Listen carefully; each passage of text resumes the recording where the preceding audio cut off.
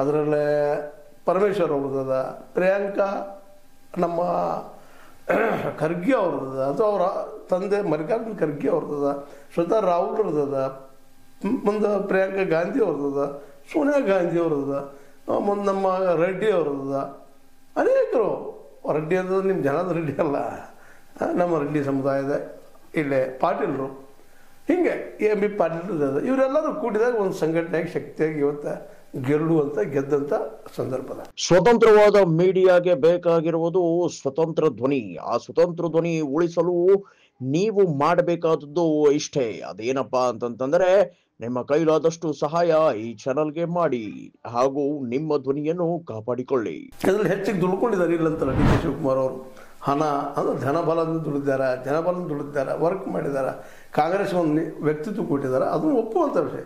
ಆದರೆ ಸಿದ್ದರಾಮಯ್ಯರ ವ್ಯಕ್ತಿತ್ವ ಇವತ್ತು ಅವ್ರಿಗಿಲ್ಲ ಅನ್ನೋದು ನಾವು ಸಹಜವಾಗಿ ಕಾಣೋ ಸತ್ತಿರೋದು. ಇದಕ್ಕೇನು ಭಾಳ ರಾಕೆಟ್ ಸೈನ್ಸ್ ಬೇಕಾಗಿಲ್ಲ. ಯಾಕಂದರೆ ಸಿದ್ದರಾಮಯ್ಯರ ಅನುಭವ, ಸಿದ್ದರಾಮಯ್ಯ ನೋಡ್ಕೊಂಡದ್ದು, ಜೆ ಎಚ್ ಪಟೇಲ್ ಜೊತೆಗೆ ಹೇಳ್ತಾನೆ ಅವ್ರದ್ದು. ಜೆ ಎಚ್ ಪಟೇಲ್ ಜೊತೆ ಕಾಂಪಿಟೇಷನ್ ಮಾಡಿದವು, ನಾನು ಮುಖ್ಯಮಂತ್ರಿ ಆಗ್ಬೋದು ಅಂತೇಳಿ ಒಂದು ಕಾಲಕ್ಕೆ. ಅವರು ಇದ್ದಂಥವ್ರು. ಮುಂದೆ ಎಚ್ ಡಿ ನಮಗೆ ದೇವೇಗೌಡರನ್ನ ಮುಂದೆ ತೊಗೊಂಡು ದೇವೇಗೌಡರನ್ನ ಹಿಡ್ಕೊಂಡು ಮೇಲೆ ಬೆಳೆದವರು. ಇವನ್ ರಾಮಕೃಷ್ಣ ಹೆಗಡೆ ಅವರು ಸಹಿತ ಕಾಂಪಿಟೇಷನ್ ಮಾಡಿದಂಥವ್ರು ಅವರು.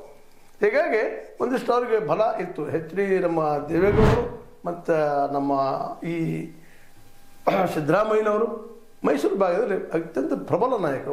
ಒಬ್ಬರು ಕುರುಬರು, ಇನ್ನೊಬ್ಬರು ಅಲ್ಲೇ ಒಕ್ಕಲಿಗರ ನಾಯಕರು. ಹೀಗಾಗಿ ಇವರಿಗೆ ಒಂದಿಷ್ಟು ರಾಜ್ಯ ಮಟ್ಟದ ವರ್ಚಸ್ಸು ಮೊದಲಿಂದ ಬಂದದ್ದು, ಇದು ನಿನ್ನೆದಲ್ಲ.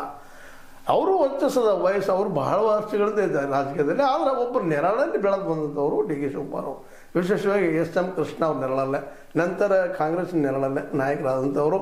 ತಮ್ಮದೇ ಅಂತ ಸಪ್ರೇಟಾಗಿ ವ್ಯಕ್ತಿತ್ವ ಬೆಳೆಸ್ಕೊಂಡು ಸಿದ್ದರಾಮಯ್ಯ ಬೆಳೆದವರಲ್ಲ. ಹಿಂದೆ ಮೂಮೆಂಟ್ ಆಗಿರ್ಬೋದು, ಮತ್ತೇನಾಗಿರ್ಬೋದು, ಆ ದಿಶೆಯಲ್ಲಿ ಬೆಳೆದವರಲ್ಲ. ಒಬ್ಬರು ನೆರಳಲ್ಲೇ ಬಂದಿದ್ದಕ್ಕಾಗಿ ಇತ್ತೀಚೆಗೆ ಅವರು ಎಸ್ ಎಂ ಕೃಷ್ಣ ಅವರ ಏನು BJP ಹೋದರು, ಆಗ ತಮ್ಮ